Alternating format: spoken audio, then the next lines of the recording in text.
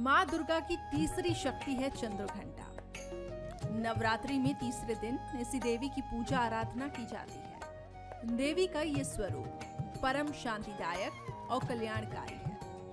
इसलिए कहा जाता है कि हमें निरंतर उनके पवित्र विग्रह को ध्यान में रखकर साधना करनी चाहिए।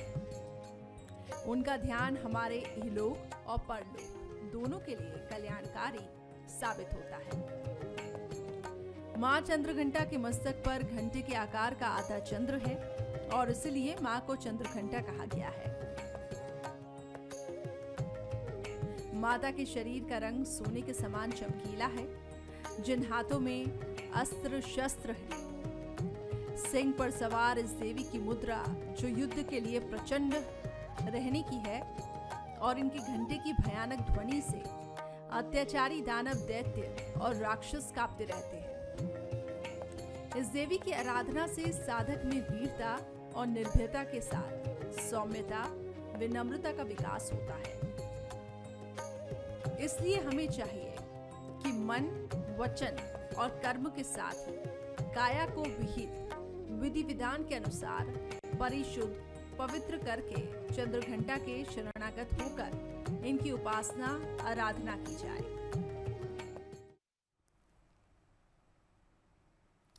नमस्कार, मैं हूं करिश्मा। नवरात्रि शक्ति की आराधना का पर्व 9 दिन तक चलने वाली दुर्गा पूजा की शुरुआत हो चुकी है, जिसमें 9 दिन तक मां के अलग अलग रूपों की आराधना की जाएगी। मां धन, संपन्नता, ऐश्वर्य, सुख, शांति और मनोवांछित वर देने वाली है। भक्ति भाव के साथ की गई आराधना से मां प्रसन्न हो जाती हैं और अगर विधि विधान से आराधना की जाए तो पूजा का विशेष फल मिलता है। नवदुर्गा पर्व के तीसरे दिन की शुरुआत होती है मां चंद्रघंटा की आराधना से। माता के इस रूप की आखिर कैसे पूजा की जाए हमें साल भर, ताकि सुख, समृद्धि और शांति मिले। विधि और महत्व को बताने के लिए इस वक्त हमारे साथ मौजूद हैं एस्ट्रोलॉजिस्ट डॉक्टर कविता मेहता जी, जो हमारे साथ जुड़ गई हैं। मैम, आपका बहुत स्वागत है। नमस्कार जी। कविता जी, जानना चाहूंगी कि आज माँ के तीसरे स्वरूप माँ चंद्रघंटा की पूजा की जा रही है। इस स्वरूप के बारे में बताएं, क्यों करनी चाहिए माँ चंद्रघंटा की आराधना? माँ चंद्रघंटा का जो आज का स्वरूप है, तृतीय दिवस है आज और माँ चंद्रघंटा की आराधना की जाती है, ये बेहद संतुलन का प्रतीक है। एक तरफ माँ का एक प्रचंड रूप है, एक तरफ अदम्य साहस है और एक तरफ इतनी शांति और सौम्यता है। किस तरह से एक मानसिक संतुलन का परिचायक है, इसीलिए माँ के मस्तक पर अर्धचंद्र विराजित है, क्योंकि ये संतुलन, मानसिक संतुलन का प्रतीक है। अदम्य साहस के साथ प्रचंड क्रोध और उसके साथ शांति, ये बेहद दुर्लभ गुण है जो बहुत ही दुर्लभ मिलता है और माता के इस रूप में ये गुण मौजूद है।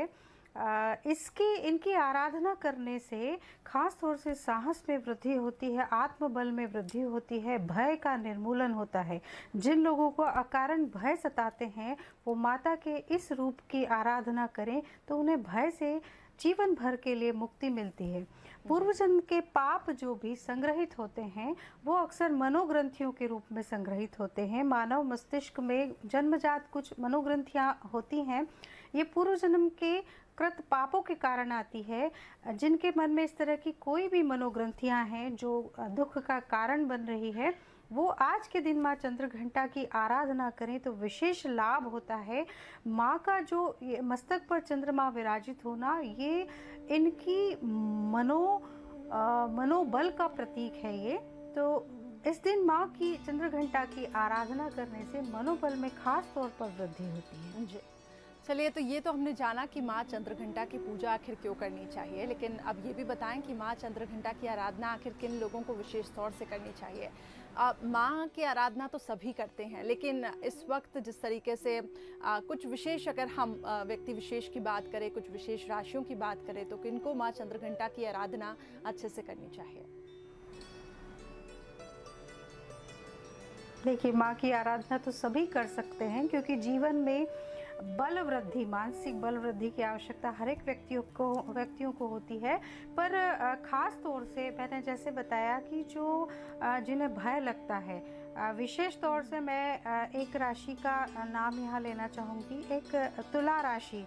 तुला राशि के जातक जो है वो जन्मजात भय लेकर उत्पन्न होते हैं।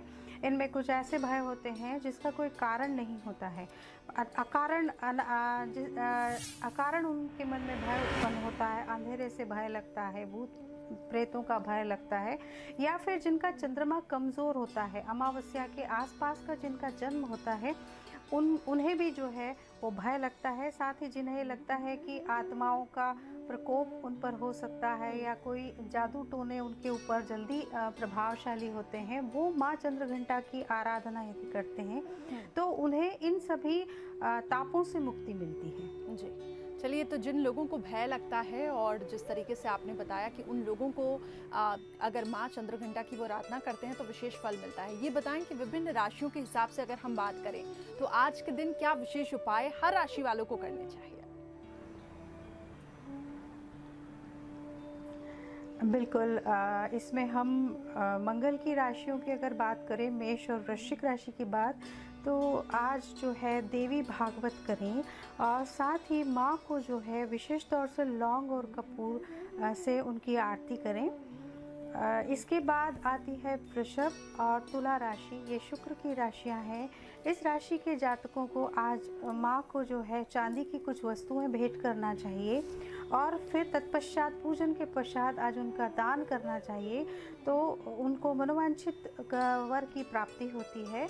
तीसरी राशि है मिथुन और इसी के साथ एक राशि होती है कन्या। ये दोनों बुध की राशियां हैं, इनसे प्रभावित लोग बुध ग्रह से प्रभावित होते हैं। इस राशि के जातकों को आज जो है दुर्गा सप्तशती का पाठ करना चाहिए, साथ ही अपामार्ग से जो है माँ का हवन करना चाहिए। चौथी राशि है चंद्रमा की राशि कर्क राशि के जातकों को आज चांदी के पात्र में माँ को दूध गंगा जल मिश्रित करके बताशे का जो है भोग लगाना चाहिए। पांचवी राशि है सिंह राशि। सिंह राशि जो है वो सूर्य की राशि है और इस दिन माँ का नाग केसर से हवन करें, साथ ही तांबे के पात्र को पूजन में रखें और पूजन के पश्चात तांबे के पात्र को किसी सुयोग्य व्यक्ति को दान करें। उसके पश्चात आती है धनु राशि। धनु राशि और मीन राशि, ये दोनों राशियां गुरु के अधीन राशियां हैं। इनसे प्रभावित लोग गुरु ग्रह से प्रभावित होते हैं, बेहद सात्विक प्रकृति के होते हैं, परंतु फिर भी जो है गुरु की यदि गुरु कुपित है ऐसी स्थिति में तो बहुत सारी समस्याओं का सामना करना पड़ता है। ऐसी स्थिति में जो है इन जातकों को आज के दिन हल्दी मिश्रित पीले चावल माँ को अर्पित करना चाहिए। तत्पश्चात पूजन के पश्चात उन चावलों को चिड़िया को चुगाना चाहिए, चिड़िया को देना चाहिए। उसके बाद अंतिम दो राशियाँ आती हैं मकर और कुंभ राशियाँ। मकर और कुंभ राशियों में वर्तमान में जो है शनि का गोचर भी चल रहा है। ये लोग अत्यधिक परेशान हैं इस समय, शनि की 7.5 का प्रभाव है। तो ऐसे में जिनका चंद्रमा यदि कमज़ोर होता है कुंडली में तो बहुत जल्दी ऊपरी बाधाओं से प्रभावित हो जाते हैं। जादू टोना टोटका और दूसरों के बुरे संकल्पों का प्रभाव इस राशि वाले जातकों को अभी वर्तमान में बहुत भोगना पड़ रहा है। तो ऐसी स्थिति में यहाँ पर एक मैं प्रयोग बता रही हूँ, काली हल्दी लेकर आएँ और काली हल्दी को जल में भिगोकर माँ के समक्ष रखें। अगर ये जल गंगा जल हो तो बहुत ही अच्छी बात है। जल में भिगोकर माँ के समक्ष रखें और पूजन के पश्चात इसके छोटे छोटे दाने बना लें। दाने 7 या 11 होने चाहिए। उन दानों की माला माँ को धूप दिखाकर जरूर धारण करें, तो आपको बुरी नज़रों से, बुरे प्रभावों से मुक्ति मिलेगी, मानसिक शांति की प्राप्ति होगी। जी बिल्कुल, और अनंत शक्तियों से संपन्न है माँ, लेकिन कुछ अगर विशेष उपाय करें तो बिल्कुल विशेष तौर से फायदा मिलता है। अब अगर हम स्त्रियों की बात करें, खास तौर पर अपने तन और मन के स्वास्थ्य और शक्ति के लिए आज के दिन वो क्या विशेष उपाय करें?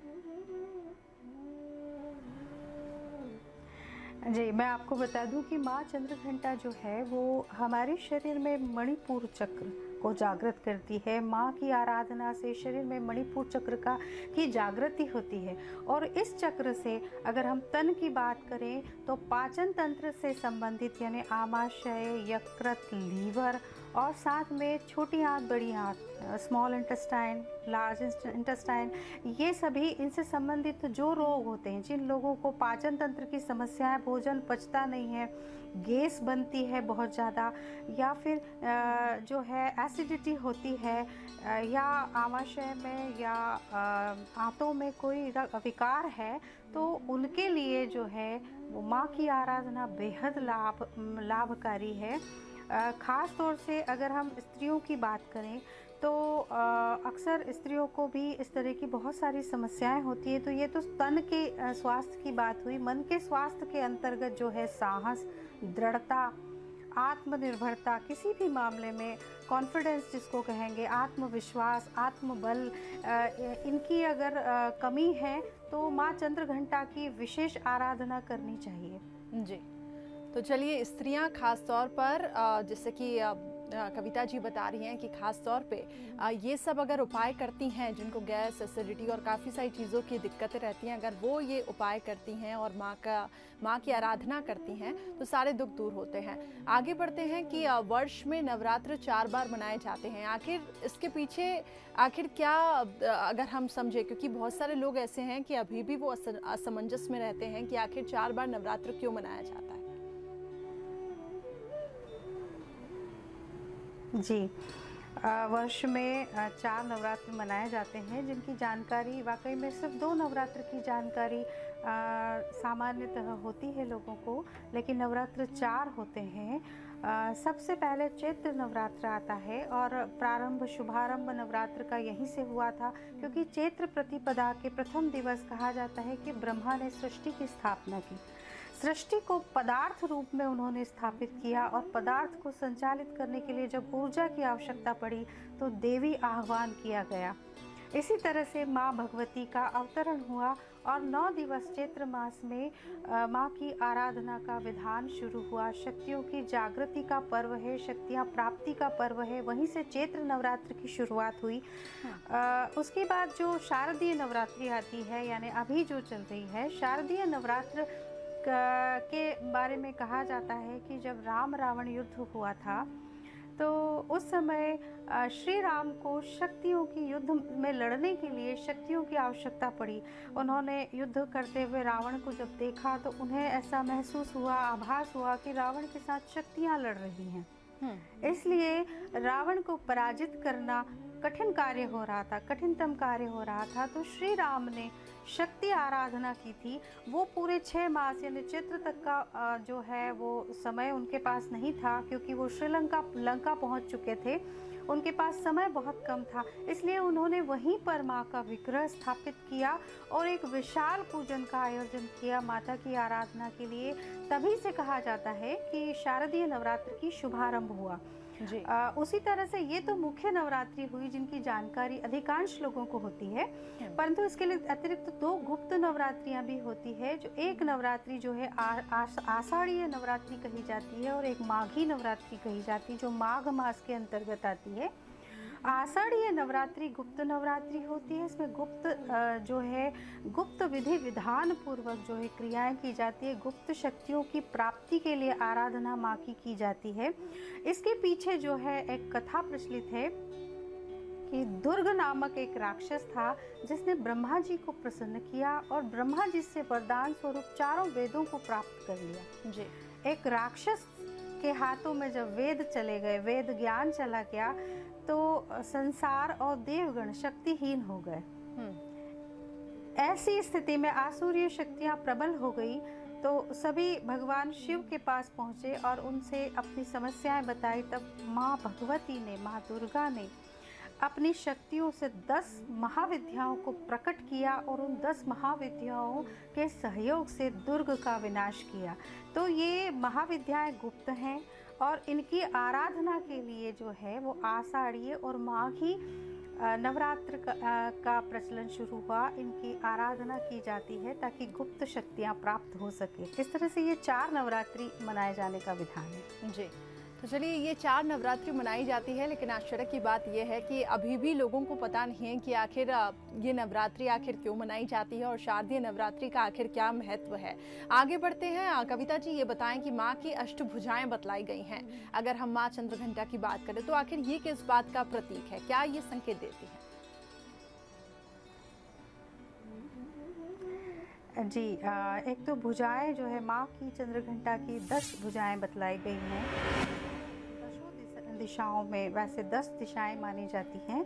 आकाश और पाताल भी 2 दिशाएं मानी गई हैं। तो माँ दसों दिशाओं में अपने भक्तों की रक्षा करती है, यानी माँ का वर्चस्व दसों दिशाओं में है। कोई भी दिशा छूटी नहीं है, कोई भी क्षेत्र छूटा नहीं है जहाँ माँ आपकी रक्षक ना बन सके। वैसे माँ दुर्गा की अष्टभुजाएं बतलाई गई हैं।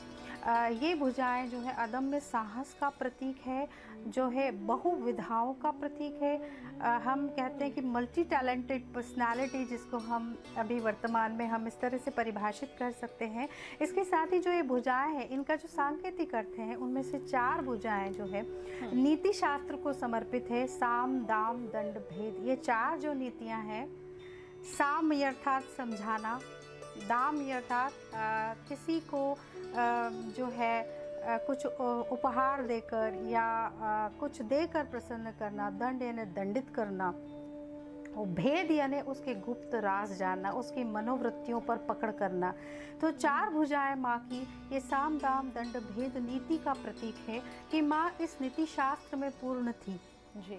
उसके बाद बाकी की जो शेष 4 भुजाएं हैं वो धर्म, अर्थ, काम, मोक्ष, जो 4 प्रकार के हमारे शास्त्रों में मनुष्य के जो है पुरुषार्थ बतलाए गए हैं। मनुष्य जीवन के 4 पुरुषार्थ बतलाए गए हैं। धर्म, अर्थ, काम, मोक्ष उनका प्रतीक है। धर्म अर्थात आध्यात्म के अनुकूल आचरण करना, धर्म के अनुकूल आचरण करना, जो सही है उसके साथ नीति युक्त आचरण करके शत्रु पर विजय प्राप्ति। तो धर्म, अर्थ का अर्थ है काम, अर्थ का मतलब है धन। धन कई प्रकार का होता है। धन सिर्फ जो है पैसों को नहीं कहते हैं। धन के अंतर्गत कई चीज़ें आती है। विद्या धन होता है, गुण धन होता है। तो इस तरह से धर्म, अर्थ, काम, काम यानी कामना, इच्छाएं, अभिष्ट की प्राप्ति, अपनी इच्छाओं के लिए लक्ष्य के प्रति समर्पित होकर उन इच्छाओं की पूर्ति, और मोक्ष। जब धर्म, अर्थ, काम इन तीनों की प्राप्ति हो जाती है तो मोक्ष की ओर किस तरह से जाया जाता है, ये हम माँ के स्वरूपों से सीख सकते हैं जी। तो इस तरह से माँ की अष्टभुजाओं के सांकेतिक अर्थ हैं जो शास्त्रों में बतलाए गए हैं। जी बिल्कुल। और कविता जी, ये बताएं कि स्त्रियां और महिलाओं की अगर हम बात करें तो वो किस तरीके से आज ये विशेष फल ले सकती हैं, कैसे आखिर विधि विधान हो और कैसे आखिर पूजा की जाए ताकि एक विशेष फल उन्हें भी मिले। जैसा कि आप कह रही हैं कि जो अष्टभुजाएं हैं उनका काफ़ी ज़्यादा सांकेतिक अर्थ है, तो इसके लिए किस तरीके से स्त्रियाँ पूजा पाठ करें? जी, आज जो है माँ चंद्रघंटा को स्थापित करें, माँ का विग्रह स्थापित करें, उनके समक्ष बैठकर उनका पूजन करें, देवी भागवत का पाठ करें, दुर्गा सप्तशती का पाठ करें। उसके साथ ही स्त्रियां कुछ अगर उपाय करें, क्योंकि स्त्रियां भावनात्मक पक्ष स्त्रियों का सबल होता है। बहुत जल्दी भावुक हो जाती है, बहुत जल्दी इसी कारण बहुत जल्दी मिसगाइड हो जाती है। तो कहीं न कहीं शक्तियों की कमी आ जाती है, साहस में कमी आ जाती है। नैसर्गिक रूप से महिलाओं में ये सब गुण होते हैं। हर चीज़ की पराकाष्ठा होती है गुणों की। बहुत आसानी से वो किसी भी परिस्थितियों को टेकर कर लेती है। अगर हम माँ की अष्टभुजाओं की बात करें तो स्त्रियां जो हैं, अगर हम अपने घर में माता को देखें, अपनी बहन को देखें, अपने घर के बड़ों को देखें तो देखें कि ये वास्तव में मल्टी टैलेंटेड पर्सनालिटी होती है। माँ को किचन में काम करते हुए देखें तो वो एक समय में अगर किचन में काम कर रही होती तो उनका ध्यान सब तरफ होता है, हर व्यक्ति पर होता है, हर व्यक्ति की आवश्यकताओं पर होता है और हर कार्य पर होता है। तो इस तरह से हम कह सकते हैं कि एक व्यक्ति एक समय में कई कार्य संपादित कर रहा होता है। यानी खास तौर से घर की स्त्रियां की एक समय में वो एक कार्य नहीं कर रही होती, वो एक साथ कई कार्य कर रही होती हैं। तो ये अष्टभुजाओं का प्रतीक है।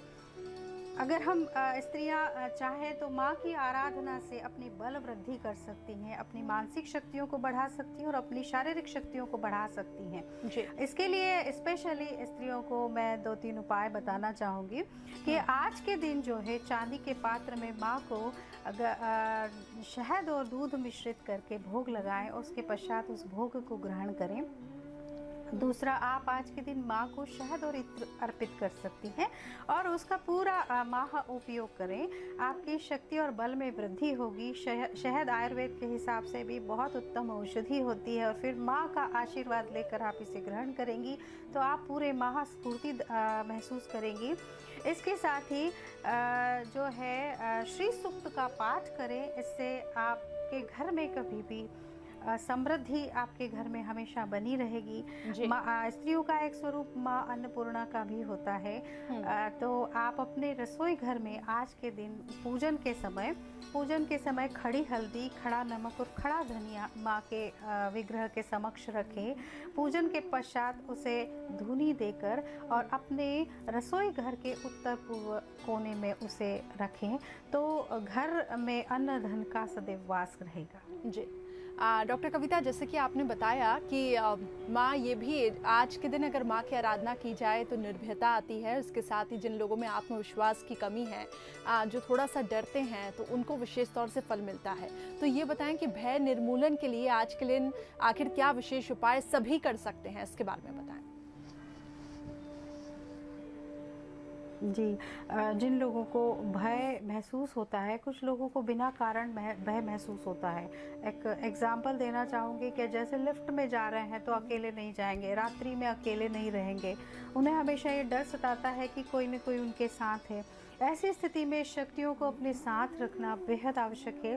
तो आज के दिन एक उपाय अवश्य आप कर सकते हैं कि काली हल्दी जो है आप लेकर आएँ और वो काली हल्दी के 7 से 11 दाने बनाकर माँ के समक्ष रखें। उसे काले धागे में डालकर आज के दिन पहने, धूप दीप दिखाकर, तो आपको भय में बहुत राहत महसूस होगी। जी, चलिए, तो ये तो विशेष उपाय रहे जिसको सभी को करना चाहिए। कुछ आखिरी संदेश आप देना चाहेंगी हमारे दर्शकों को इस कार्यक्रम के माध्यम से कि आज के दिन का विशेष मंत्र आखिर क्या है? और एक छोटा सा उपाय तो आपने खैर बता ही दिए, लेकिन आप संदेश क्या देना चाहिए, किन बातों का हमें ध्यान रखना है आज के दिन, क्या सावधानियां बरतनी है?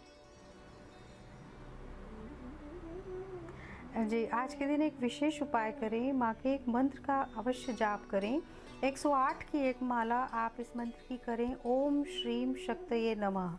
इस मंत्र का जाप करें। इससे आपके अंदर आत्मा में ऊर्जा का संचार होगा और शरीर में स्फूर्ति आएगी, साहस बढ़ेगा। इसके साथ ही आज के दिन खास तौर से हम अगर बात करें तो माँ जो चंद्र घंटा है वो मानसिक शक्तियों की पराकाष्ठा है। जी, प्रचंड रूप है माँ का, लेकिन प्रचंडता के साथ जो है वो शांति स्वरूपा भी है वो। तो आप उनके इस रूप से शिक्षा लेकर संतुलन को हम इस अपने जीवन में ला सकते हैं कि किस तरह से ये दो शक्तियाँ जो बिल्कुल विरोधाभासी है कि एक तरफ आपकी क्रोध कर देने वाली शक्ति है, क्रोध करके समस्त चीज़ों को नष्ट कर देने की शक्ति है, तो वहीं आप में एक शांति का गुण भी है। तो ये एक बहुत बड़ी विशेषता है, ये एक गुण है जो हम आज के दिन माता से सीख सकते हैं। माता की कथाओं से हम इसको अपने जीवन में उतार सकते हैं। जी, तो वीरता सौम्यता का प्रतीक है माँ चंद्र घंटा, और आज के दिन अगर इनकी पूजा की जाए, लेकिन कुछ विशेष उपाय जैसा कि डॉक्टर कविता ने बताया, हम अपने दर्शकों से यही बस कहना चाहते हैं कि इन विशेष उपायों का ध्यान रखें। इसके साथ ही कुछ सावधानियां जो बरतनी हैं उसका भी ध्यान रखें, तो माता रानी की कृपा आप पर बरसेगी। बहुत बहुत शुक्रिया डॉक्टर कविता हमारे साथ जुड़ने के लिए, और इतनी इंपॉर्टेंट इन्फॉर्मेशन आपने हमारे दर्शकों के साथ साझा की। बहुत बहुत शुक्रिया हमारे साथ जुड़ने के लिए।